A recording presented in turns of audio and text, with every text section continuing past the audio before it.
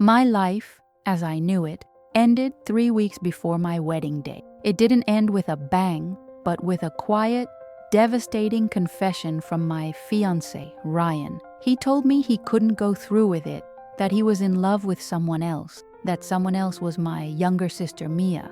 I remember just staring at the caterer's final invoice sitting on the coffee table between us, feeling the world tilt on its axis. The worst part wasn't just the betrayal, but the sickeningly familiar sense of inevitability. This was what Mia did. She broke things. And this time, the thing she broke was me, leaving shards of a future I had meticulously planned. Mia has always operated under a self-created shield of tragedy. Years ago, she went on a single coffee date with a man named Ethan. It was a forgettable 1-hour encounter that he likely never thought about again. But for Mia, it became her epic love story, her one true love that was tragically ripped away. She has used this narrative ever since to justify every selfish, destructive act, every relationship she sabotaged, every friend she alienated, every family event she ruined. It was all excused because she was nursing a broken heart over Ethan, a man she barely knew.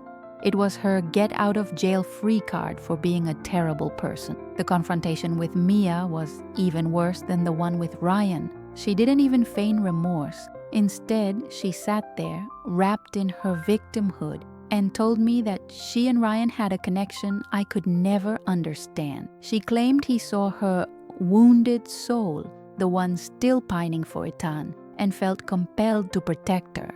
It was a masterful performance of manipulation, twisting her betrayal into an act of profound, romantic destiny. My parents, as always, were caught in the crossfire, trying to placate everyone and ultimately enabling Mia's toxic fantasy, urging me to understand her fragile state. Their inability to hold her accountable was a wound I'd carried my entire life. For the first week, I was a ghost in my own apartment, surrounded by wedding favors and a dress I would never wear. I went through the motions of calling vendors, my voice hollow, explained the cancel. Each call was a fresh wave of humiliation. Friends would call to offer support, but their pity felt like sandpaper on my raw nerves. I watched from the sidelines as Mia and Ryan became disgustingly public, posting photos of their newfound happiness. They weren't just together, they were flaunting, rubbing my face in the ashes of my life while claiming they were the star-crossed lovers of a tragic story. It was during a late-night scrolling session, looking at another one of their smug photos, that the numbness finally gave way to a cold, hard rage. I was done being the understanding sister, the bigger person. I was done letting Mia use a fictional heartbreak to inflict real pain on everyone around her. She had built her entire identity on a lie about a man named Ethan. An idea sparked in my mind so audacious and so perfect that it was the first thing that made me feel alive in weeks. If Ethan was the source of her power, I would take him from her. I would find the real Ethan and turn her own weapon against her. Finding him was easier than I expected. His name was unique enough, and a few searches led me to his professional profile online. He was a graphic designer with a modest but impressive portfolio. For a full day, I stared at his contact information, my finger hovering over the button to send an email. It felt insane. What would I even say? "Hi, my sister is obsessed with you from a date you had 8 years ago and just used it as an excuse to steal my fiancé, want to help me get revenge." It sounded like the plot of a bad movie, but the alternative was to do nothing, and I couldn't bear that thought. Finally, I typed out a message. I kept it brief and as sane as possible, explaining that I needed to speak with him about a sensitive personal matter involving someone from his past named Mia. I mentioned that her action had recently caused significant harm to my family and that I believed he might have a unique perspective. I didn't mention the fiancé or the revenge plot. hoping the mystery would be enough to pique his curiosity. I hit send and felt a surge of adrenaline mixed with terror. My entire plan hinged on the response of a complete stranger who had every right to ignore me or think I was a lunatic. To my utter shock, he replied within a few hours. His email was cautious but intrigued. He wrote, "Mia, that's a name I haven't heard in a long time. I'm not sure what perspective I could offer, but the last time I dealt with her was memorable. I'm willing to listen." We agreed to meet for coffee the next day. As I got ready, I felt a strange mix of nerves and empowerment. For the first time since the breakup, I was taking control of the narrative. I wasn't just reacting to the chaos Mia had created. I was about to create some of my own, and it was a surprisingly comforting feeling. Ethan was nothing like the myth Mia had created. He wasn't some brooding romantic hero. He was a kind, down-to-earth man with a weary smile and intelligent eye. He listened patiently as I recounted the entire story, from Mia's years of using his name to the ultimate betrayal with Ryan. As I spoke, I saw a flicker of recognition in his eyes. He wasn't just hearing about a stranger, he was hearing about a pattern of behavior that he had experienced firsthand. The validation in that moment was so powerful, it almost brought me to tears. I wasn't crazy for thinking my sister's behavior was abnormal. When I finished, he let out a long sigh and ran a hand through his hair. He then told me his side of the story. After their one date, Mia had become relentlessly obsessive. She would email him long, poetic declarations of love, show up at his workplace, and even contact his friends. It had gotten to the point where he had to firmly tell her to leave him alone. He said he always felt a little guilty, wondering if he'd been too harsh, but hearing my story made him realize he had dodged a bullet. He saw that her obsession wasn't about him at all. It was a tool she used. It was then that I laid out my plan. "She stole my fiancé using you as her excuse," I said, my voice steady. "So I want you to help me take her excuse away. I want us to pretend to be a couple." Ethan looked at me, a slow smile spreading across his face. He saw the beautiful poetic justice. He, the unwilling participant in her fantasy, could become the instrument of her downfall. He agreed without hesitation. There was an unspoken understanding between us. We had both been characters in Mia's unhinged narrative, and it was time we wrote our own ending. We spent the next week planning our strategy. It had to be believable. We mapped out a fake history, a story of how we had reconnected through a mutual friend and how the spark that was there all those years ago had finally ignited. We exchanged personal details, learning about each other's lives, careers, and families.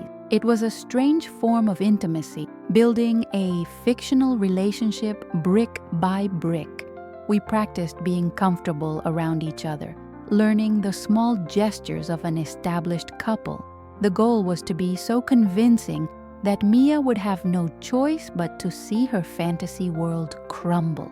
The grand debut was set for the following Sunday at my parents' weekly family lunch. It was the perfect stage. I knew Mia and Ryan would be there, ready to parade their love. When I walked in with Ethan hand in hand, the silence was immediate and absolute. My mother dropped her fork. My father's jaw went slack. Ryan looked utterly bewildered. But the best reaction, the one I will treasure forever, was Mia's. Her face went through a rapid-fire series of emotion, confusion, then disbelief, then pure, unadulterated panic. The color drained from her face as she looked at the man from her fantasy standing next to the sister she had just destroyed. The lunch was excruciatingly awkward and utterly brilliant. I introduced Ethan as if it were the most natural thing in the world. He played his part perfectly, charming my parents and speaking about our reconnection with a sincerity that was flawless. Mia just stared at us, her mind visibly racing to make sense of this impossible reality. She kept trying to interject, to catch Ethan's eye, to remind him of their connection, but he would just give her a polite, distant smile and turn his attention back to me. For the first time in her life, Mia was not the main character in her own story. After lunch, the social media campaign began. Ethan and I posted a carefully selected photo of us from the lunch. The caption was simple. Sometimes you have to wait for the right time. The post was a declaration of war. My friends, who knew the whole story, flooded the comments with messages of support. Mia's friends, however, were clearly confused, posting comments asking what was going on. The carefully constructed image of Mia as the tragic heroine who had finally found solace with Ryan was beginning to crack, and the whole world was watching it happen. Mia's reaction was exactly what we had predicted: complete meltdown. She started calling me non-stop, alternating between screaming accusations that I was a liar and pathetic pleas for me to tell her how I knew Ethan. She couldn't comprehend a world where he wasn't her exclusive intellectual property. She bombarded Ethan with messages, which he calmly ignored and screenshotted for me. Her desperation was palpable. She had lost control of the narrative and it was driving her mad. The power dynamic had shifted so completely that I almost felt a flicker of pity for her. But then I remembered my wedding dress hanging in my closet. Our next move was a public appearance at a local art gallery opening that we knew Mia and Ryan would be attending. We walked in, and it was like a scene from a movie. All eyes turned to us. We spent the evening laughing, holding hands, and talking to friends, completely ignoring my sister and my ex-fiancé. I could feel Mia's eyes on us the entire night. She tried to approach Ethan at one point when I was in the restroom, but he politely shut her down, telling her he was there with me and wasn't interested in speaking with her. The public humiliation was a key part of the plan. During that evening at the gallery, something unexpected happened. While Ethan and I were standing by a sculpture, deep in conversation about our shared love for classic films, I realized I wasn't acting anymore. The laughter was real. The way he looked at me felt genuine. The comfort I felt holding his hand wasn't part of the plan. In the midst of this elaborate revenge scheme, a real connection was forming. It was a terrifying and exhilarating realization. What had started as a calculated alliance was slowly, quietly, turning into something more, something I hadn't prepared for. The more time I spent with Ethan, the more I saw what a healthy relationship was supposed to feel like. He was a good listener, he was supportive of my career, and he had a sense of humor that could make me forget my anger for hours at a time. We would have long phone calls after our dates, initially to debrief on the plan, but they soon evolved into conversations about our hopes, fears, and past. I was getting to know the real Ethan, not the myth Mia had created, and I was falling for him. This complicated everything, but in the best possible way. Mia's behavior grew more erratic. She started posting cryptic, passive-aggressive statuses on social media about liars and people who steal other people's destiny. It was a pathetic attempt to regain control, but it only made her look unhinged. Friends and even extended family members started calling me, asking what was going on with her. For the first time, people were seeing her behavior for what it was. Not romantic angst, but toxic obsession. My revenge was working better than I could have ever imagined. It wasn't just exposing her lies, it was exposing her very nature. The climax came when Ryan called me. He sounded exhausted.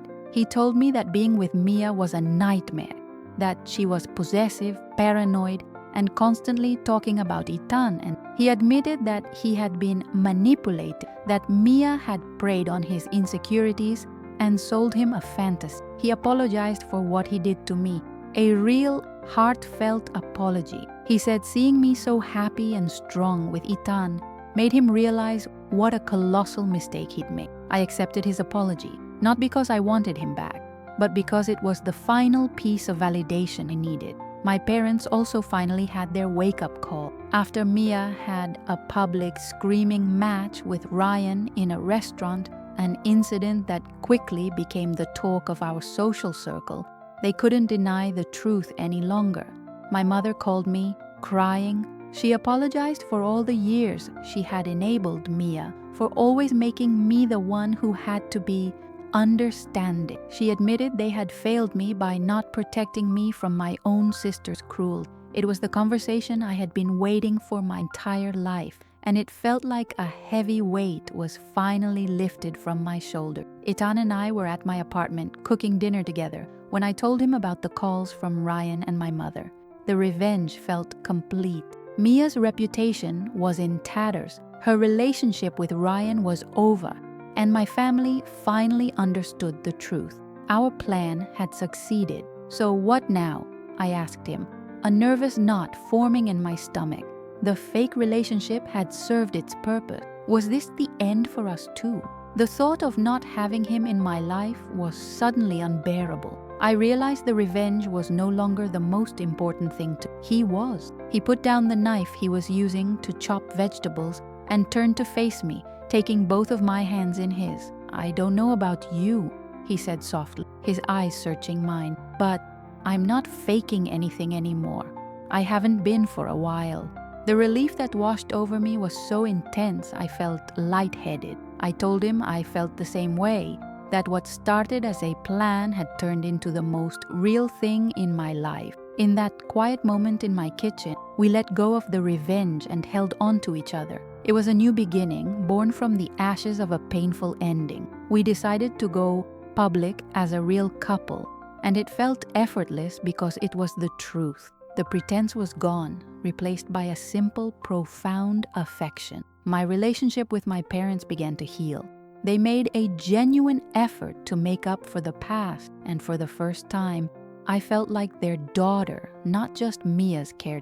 They insisted Mia get professional help, finally setting the boundaries that had been missing for years. Our family was fractured, but the process of rebuilding had begun on a foundation of honesty instead of secrets and lies. My life now is unrecognizable from what it was just a few months ago. The pain of Ryan's betrayal has faded, replaced by a quiet sense of gratitude. If he hadn't left me, I never would have found the courage to confront Mia's toxicity. I never would have reached out to a stranger on the internet, and I never would have met Itan, the man who helped me reclaim my life and, in the process, captured my heart. It's a strange and winding path that led me here, but I wouldn't change a single step of the journey. Sometimes I think about the irony of it all. Mia spent years building a fantasy around Itan, using him as a prop in her tragic play. She tried to steal my future to satisfy her own selfish whims. But in the end, her own obsession became the instrument of her undoing. She inadvertently pushed me directly into the arms of the one person who could understand her manipulation better than anyone. She thought she was taking my happiness, but she only cleared the way for me to find a much deeper, more authentic version of it. What started as a desperate act of revenge turned into my salvation. It brought me justice, but it also brought me love, healing, and a sense of peace I never thought was possible. It forced my family to confront truths they had ignored for decades and allowed me to finally mend those broken bonds. I found closure for my past and a beautiful, unexpected hope for my future. Itan and I are building our own story now, one based on truth, respect, and a very unconventional beginning that we will probably be telling for the rest of our life. The anger is gone now. When I think of Mia, I mostly feel a distant sort of pity. She is still trapped in her own world of fantasies and grievances, unable to find happiness because she doesn't know how to be honest with herself or anyone else. I hope one day she gets the help she needs, but her journey is her own. Mine is finally separate from hers. My happiness is no longer contingent on her behavior, and that is the greatest freedom of all. I have my own life, my own love, and my own strength. This whole ordeal taught me that sometimes the only way to heal from a deep wound is to fight back, not with malice, but with truth. My plan was to expose Mia's lies, And in doing so, I found a truth of my own, that I was stronger than I ever believed. I learned that true love isn't about dramatic gestures or fabricated stories. It's about the quiet, steady presence of someone who sees you, supports you, and stands with you to face the world. Even if you met while plotting to ruin your sister's life, our life is simple and happy. We enjoy quiet nights in, go for long walks, and travel to new places. We are just a normal couple, and I cherish that normalcy more than anything. My family is still a work in progress, but the lines of communication are open and the effort is there. The storm has passed, and in its wake, the sun is finally shining. It's a peaceful, gentle light, and I'm grateful for it every single day. The past is a scar, but it no longer hurts to the touch. I'm sharing this story because I know there are others out there who have been made to feel small by their family, who have been the scapegoat for a sibling's bad behavior. I want you to know that you are not alone and that you have the power to change your own narrative. It may not happen in such a dramatic, movie-like fashion, but finding your voice and standing up for your own truth is the first step toward reclaiming your life. It's a difficult path, but it is worth it. Last week, Ethan and I were walking through a park when we saw a couple taking their wedding photos. For a fleeting moment, I felt a ghost of the old pain, a memory of the future I had lost. But then Ethan squeezed my hand and smiled at me, and I felt nothing but a profound sense of peace. I was exactly where I was supposed to be. The life I have now is so much better than the one I had planned. My revenge gave me more than just. It gave me a second chance at everything, and I am not going to waste it. Mia lost everything because her entire world was built on a foundation of lies. My world is now built on a foundation of truth, earned through pain and courage. She thought by taking Ryan, she was winning some great prize, but all she did was reveal her own emptiness. I, on the other hand, lost a fiancé and a sister, but I gained a true partner, my self-respect, and a future I am genuinely excited to live. In the end, I think it's clear who truly won. We never talk about Mia anymore. Her name is like a word from a foreign language we no longer speak. Our focus is on our present and our future together. The revenge plot feels like a story about two other people now, a strange prologue to our real lives. It was the chaotic catalyst that brought us together, and while I wouldn't wish the pain that preceded it on anyone, I am endlessly grateful for where it led me. It led me right here, to this quiet and happy life with a man I love. Looking back, the plan was crazy. It was born of desperation and a deep-seated need for justice. There were a million ways it could have gone wrong, but it didn't. It worked because it was rooted in truth. The truth that Mia was a manipulator. The truth that I deserve better. And the unexpected truth that two people, brought together by a shared experience of being wronged, could find a genuine and lasting love in the midst of a plot for revenge. The universe works in strange ways. I'm no longer the person who lets her sister walk all over her. I have boundaries now, made of steel. My parents know this. My friends know this. I know this. The timid, accommodating version of me is gone, and I don't miss her. This experience, as painful as it was, forced me to grow into the woman I was always meant to be. It was a baptism by fire, and I emerged stronger, wiser, and more certain of who I am and what I deserve from the people in my life. I sometimes wonder what Mia thinks when she sees pictures of Ethan and me online. Does she feel the sting of her own plan backfiring so spectacularly? Does she understand that she is the sole architect of her own misery? Or does she just invent a new fantasy, a new narrative in which she is once again the victim? I suspect it's the latter. Some people are incapable of self-reflection, but it no longer matters to me. Her thoughts have no power over me anymore. The greatest revenge I've learned is not the exposure of your enemy, but the construction of your own happiness. It's living a life so full and joyful that the people who hurt you become a distant, insignificant memory. It's finding a love so real, it makes all the fake love you've ever known seem like a pale imitation. My revenge was the catalyst, but my happiness is the true victory. And it's a victory I get to live and breathe every single day. I am finally at peace. Ethan and I are talking about moving in together. Maybe even getting a dog. We're building a simple, beautiful life, one day at a time. The drama is over. The fighting is done. All that's left is the quiet, steady rhythm of a life well lived and a love well earned. I finally have the future I always dreamed of. It just came with a different man and a much better story than the one I had originally planned. A story of how I took my power back and found love in the most unexpected way possible.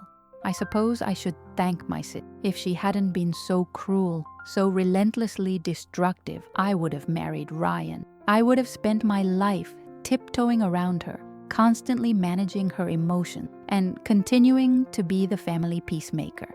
Her ultimate betrayal was a gift. It was the violent push I needed to break free from a toxic dynamic that had defined my entire life. She tried to ruin me, but all she did was set me free. And for that, I am truly and unexpectedly grateful. My advice to anyone in a similar situation is this: don't underestimate your own strength. You are more resilient than you think. And sometimes the most audacious, craziest sounding plan is the one that will lead you to exactly where you need to be. Don't be afraid to fight for yourself. Your peace is worth it. Your happiness is worth it. You are worth it. Never let anyone, especially not your own family, make you forget that for a single second. Our story is a testament to the fact that even the most painful endings can lead to beautiful beginnings. The path was messy and unconventional, filled with heartbreak and anger, but it led me to Itan. It led me back to my parents. Most importantly, it led me back to myself. I am no longer just a sister or a daughter or an ex-fiancé. I am the main character in my own life and the author of my own happy ending.